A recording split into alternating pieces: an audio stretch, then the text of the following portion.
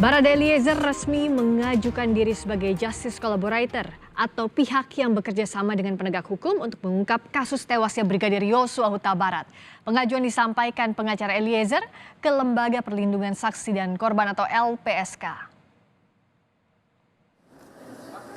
Eliezer sebelumnya mengaku siap mengungkap kasus Brigadir Yosua dan mengubah keterangannya. Hal ini disampaikan pengacara Eliezer di kantor LPSK. Pengacara bilang Eliezer dijerat pasal 338 KUHP soal pembunuhan. Namun diduga ada pelaku lain dalam kasus tewasnya Yosua. Pengajuan perlindungan ke LPSK untuk membuat terang pengungkapan kasus dan mencari pelaku utamanya.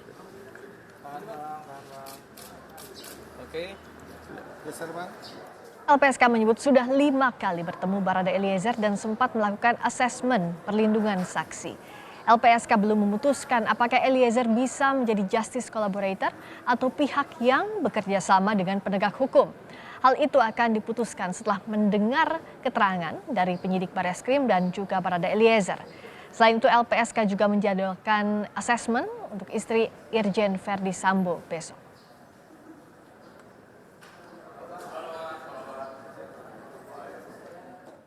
Menko Polhukam menyebut polisi sudah menetapkan 3 orang tersangka terkait kasus pembunuhan Brigadir Yosua. Menurut Mahfud MD, kasus pembunuhan Brigadir Yosua akan menjangkau lebih luas termasuk peran aktor intelektual dan eksekutor.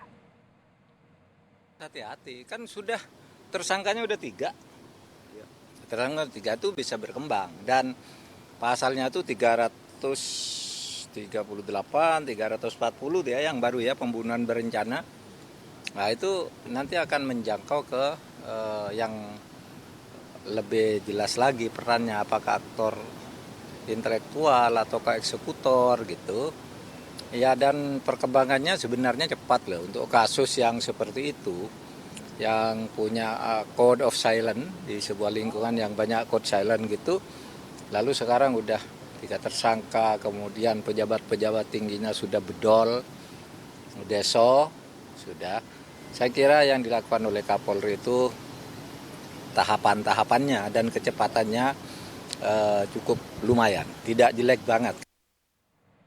Barada Eliezer akan mengungkap pelaku utama pembunuhan Brigadir Yosua, sementara istri Verdi Sambo sudah siap menjalani asesmen LPSK dan ajudan istri Verdi Sambo ditetapkan sebagai tersangka pembunuhan berencana Brigadir Yosua.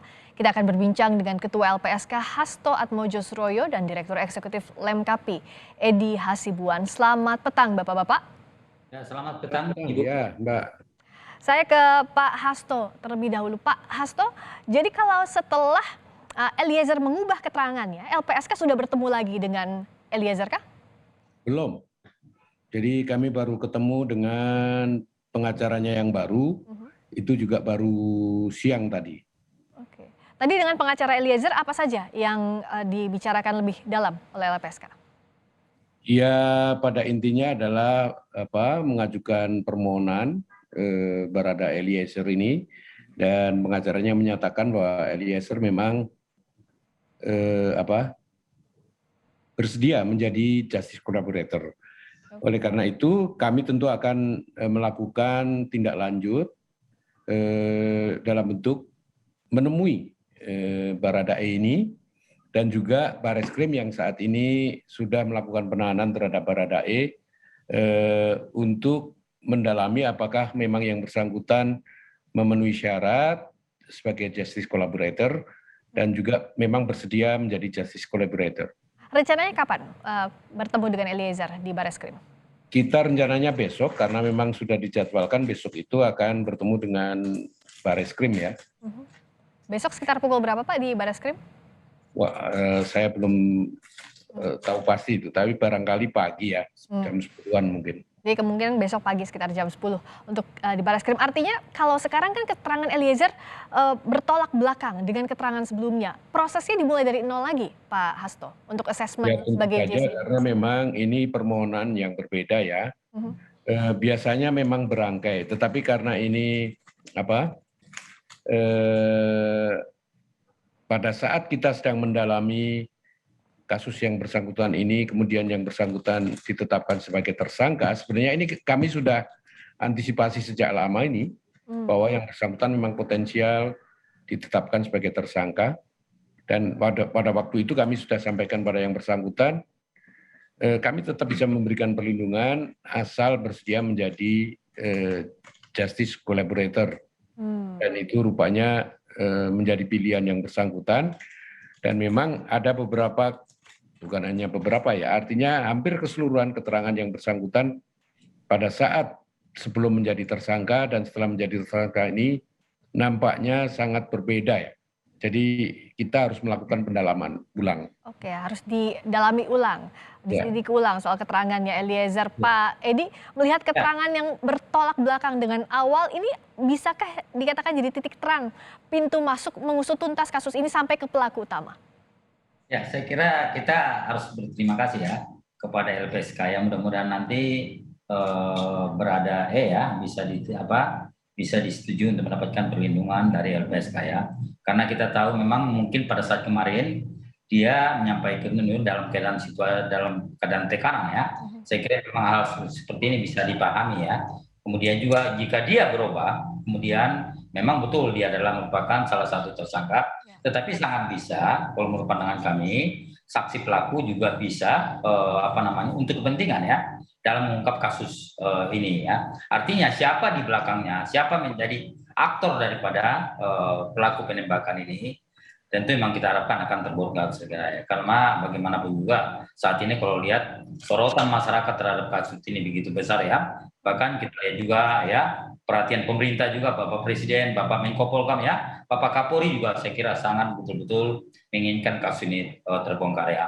Dengan bantuan nanti dengan keterbukaan yang disampaikan oleh Baradae ya, kita harapkan semua siapapun juga yang terlibat di dalam kasus ini bisa terungkap dengan terang benderang. Termasuk soal konstruksi perkaranya Pak Edi, karena kita tahu dengan ditetapkan tersangkanya Brigadir RR yang merupakan ajudan dari istri Verdi Sambo, ini disangkakan pasal yang berbeda dengan Barada Eliezer. Ini 340 pembunuhan berencana, subsidiar, pembunuhan dan turut serta juga, tapi ada pasal 340, ada pembunuhan berencana. Lebih luas lagi skupnya dibandingkan dengan tindak pidana pembunuhan, begitu ya Pak Edi? Ya, dan memang kalau misalnya ini nanti apa yang disampaikan oleh Baradae nanti, ini akan bisa akan menjadi petunjuk kepada kepolisian di dalam hal untuk menetapkan siapa yang menjadi aktor daripada pelaku penembakan ini akan bisa dijerat dengan pasal 340. Itu merupakan perencanaan pembunuhan ya. Saya kira memang ini apalagi kemarin kan sudah ditangkap juga ya. Brigadir RR kalau salah ya. Ya, Brigadir RR. Ya, artinya di sini ada sudah dua saksi ya yang memberikan keterangan bahwasanya tentu nanti keterangan mereka semua sangat dibutuhkan ya.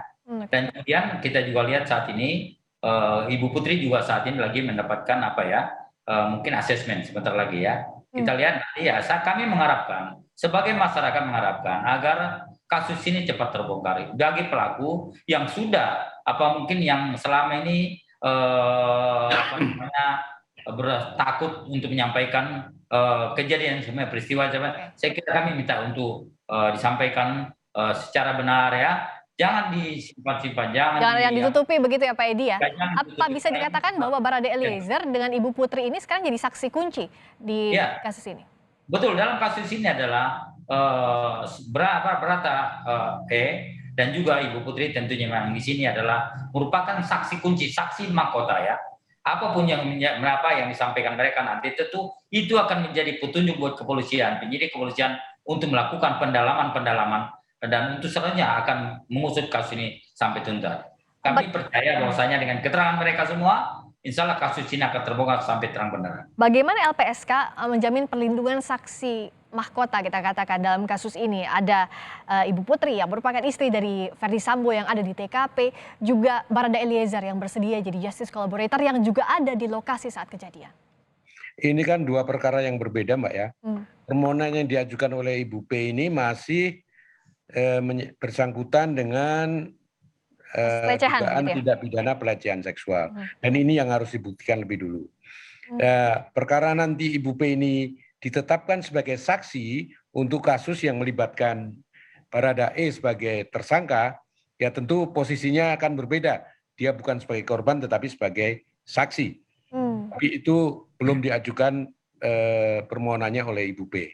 Oke, saya tertarik dengan ini. Tadi posisi Putri Chandrawati ini berbeda dengan Eliezer. Kalau Eliezer ini kan justice collaborator untuk tewasnya Yosua. Kalau Bu Putri itu untuk dugaan pelecehan seksual. Apakah kalau untuk dugaan pelecehan itu harus dibuktikan dulu unsur pidananya baru LPSK bisa memproses atau seperti apa? Oh tidak, jadi begini, karena memang sama sekali kan kami belum bisa meminta keterangan dari Ibu Putri ya. Permohonan Ibu Putri itu kan menyangkut dari perlindungan fisik, perlindungan prosedural, perlindungan hukum, dan juga rehabilitasi psikologis. Ya. Semuanya ini belum bisa kami lakukan. Yang bersangkutan sudah ada psikolognya. Tentu saja untuk keperluan rehabilitasi psikologi sebenarnya sudah terpenuhi itu. Salah satu syarat untuk menjadi terlindung LPSK diantaranya adalah juga ancaman. Kami juga tidak melihat ada ancaman yang serius pada Ibu P ini, karena kalau ada ancaman serius yang mengancam jiwa tentunya yang bersangkutan segera menghubungi LPSK. Asesmen besok tapi terhadap Bu Putri jadi Pak? Mudah-mudahan jadi. Oke, rencananya sama pagi atau siang juga? Saya belum tahu juga. Itu menunggu kesiapan dari Ibu Putri sendiri. Oh, berarti besok ada 2 agenda penting di LPSK. Tadi ya rencananya asesmen untuk Barada Eliezer, juga untuk Putri Chandrawati, istri dari Irjen Sambo. Pak Edi melihatnya 2 saksi ini, meskipun tadi untuk yang diajukan ke LPSK berbeda kasus untuk Bu Putri, tapi kan tidak terpisahkan dalam rangkaian perkara ini. Inilah yang harus dikejar terlebih dahulu selain juga penyidikan adanya etik ataupun pidana dalam kasus ini, Pak Edi. Ya tentunya kalau misalnya lihat daripada ancaman ya, kita melihat bahwasanya sebetulnya memberataelah saat ini yang harus betul-betul mendapat perlindungan ya. Kenapa demikian? Karena kita tahu dari kemarin juga mendapatkan teror ya. Saya tidak tahu persis dari mana teror itu, tapi LPSK dan juga Polri punya kewajiban untuk melindungi daripada Baradae. Bagaimanapun juga dia adalah merupakan saksi kunci ya, yang tahu betul bagaimana kejadian yang sebenarnya. Dia dari lokasi, kemudian dia juga mengaku sebagai pelaku penembakan ya. Tetapi dia juga mengaku bahwasanya itu mengaku pertama itu melakukan penembakan dan mengaku sebagai pelaku karena ada tekanan ya. Kita tidak tahu. Yang penting adalah ini hal-hal seperti ini perlu didalami. Saya kira dalam hal ini Baris Krim Polri ya sedang terus melakukan pendalaman ya untuk memastikan ya jika memang dia mengaku sebagai mengungkapkan ya keterangan-keterangan kepada penyidik, tentunya memang semua bukti-bukti atau semua pernyataan pengakuannya itu nanti akan di cross check semua ya. Sehingga ini menjadi dasar kepolisian di dalam melakukan penyidikan ini, sehingga semuanya terang benderang. Semua keterangan daripada Baradae nanti itu akan dijadikan sebagai petunjuk ya di dalam kasus ini. Pro justisia atau proses penyidikannya secara hukum, proses hukumnya itu ada di ranah penyidik. Tapi kan tadi ada unsur tekanan yang tidak bisa dipisahkan. Pengacara Eliezer kemarin kepada kami bilang bahwa ada tekanan di keterangan-keterangan sebelumnya dianggap harus menyusun skenario sedemikian rupa sampai akhirnya sekarang punya sikap untuk jadi justice collaborator. Ini akan jadi pertimbangan LPSK, tentu ada tekanan atau ancaman dari luar ini, Pak Hasto. Ya tentu saja kami sudah juga mengantisipasi, memprediksi bahwa dalam kasus ini ada situasi di mana ada hubungan relasi kuasa ya di antara para pelaku ini. Nah itu tentu berpengaruh terhadap keberadaan salah seorang tersangka yang bersedia menjadi justice collaborator ini. Jadi kami sebelum LPSK memberikan perlindungan ya tentunya karena yang bersangkutan sudah ada di Bareskrim sebagai tahanan, kami memesankan pada Bareskrim untuk bisa menjaga keselamatan yang bersangkutan ini, karena seringkali terjadi ada tahanan yang kemudian meninggal entah karena bunuh diri, entah karena apa gitu ya. Ya mudah-mudahan ini tidak terjadi. Oke, perlindungan itu harus apalagi untuk saksi kunci ya, karena tadi ada ancaman nyawa yang bisa jadi risiko tertinggi. Kalau dari Lemkapi meminjam istilahnya Prof. Mahfud, Menko Polhukam, bahwa dalam kasus ini ada unsur psikohierarkis dan psikopolitis. Dengan sekarang Eliezer ada di Bareskrim, lalu juga proses etik juga berjalan terhadap Irjen Sambo, termasuk juga tersangka masih terus dicari oleh penyidik. Dua unsur ini sudah bisa teratasikah sementara? Saya kira melihat daripada komitmen Bapak Kapolri ya, kita lihat kemarin pengen kasus siapapun juga ya, apalagi saat ini orang-orang yang mungkin yang punya kaitan ya, juga sudah diumumkan ya di Brimob Kelapa II ya. Saya kira ini salah satu upaya juga yang dilakukan ya. Dan kita memang tentu saja menitipkan kepada tim khusus Polri yang dibentuk oleh Kapolri ya, agar betul-betul menjaga ya berada ini agar betul-betul dia aman ya. Dan kemudian tentu juga kami juga mengharapkan kepada nanti LPSK ya juga ini memberikan keamanan, karena memang jangan sampai dia ada masalah ya, karena yang malu kalau misalnya dia si Baradae ada masalah keamanan khususnya, tentu yang malu adalah negara punya kewajiban untuk memberikan perlindungan kepada masyarakat ya yang ingin mengungkapkan kasus agar terbongkar terang benderangnya. Jika Eliezer disetujui permohonan untuk dilindungi kepada LPSK, itu apa yang akan berbeda dengan saat ini proses terhadap Eliezer atau pengamanan terhadap Eliezer? Siapa ini, Mbak? Ya, Pak Hasto silakan. Oh ya, karena Eliezer mengajukan permohonan sebagai terlindung sebagai justice kolaborator, tentu itu menjadi tanggung jawab LPSK untuk memberikan perlindungan. Nah, karena yang bersangkutan juga berstatus sebagai tahanan di Bareskrim, tentu saja perlakuan LPSK agak berbeda. Kami tidak bisa memberikan perlindungan secara mandiri, tetapi itu dilakukan bersama dengan Bareskrim. Tentu saja kami akan menempatkan tenaga pengawal dari LPSK untuk bisa bersama dengan Bareskrim mengamankan yang bersangkutan dari hari ke hari. Dan kemudian kami akan coba tawarkan untuk suplai makan dan sebagainya, nanti barangkali LPSK yang akan kami tawarkan saja supaya aman bagi yang bersangkutan. Dan juga kami akan mengundang rohaniwan untuk bisa melakukan pendekatan kepada yang bersangkutan, karena ada upaya yang perlu dilakukan oleh LPSK untuk mengembalikan kondisi spiritual dari yang bersangkutan.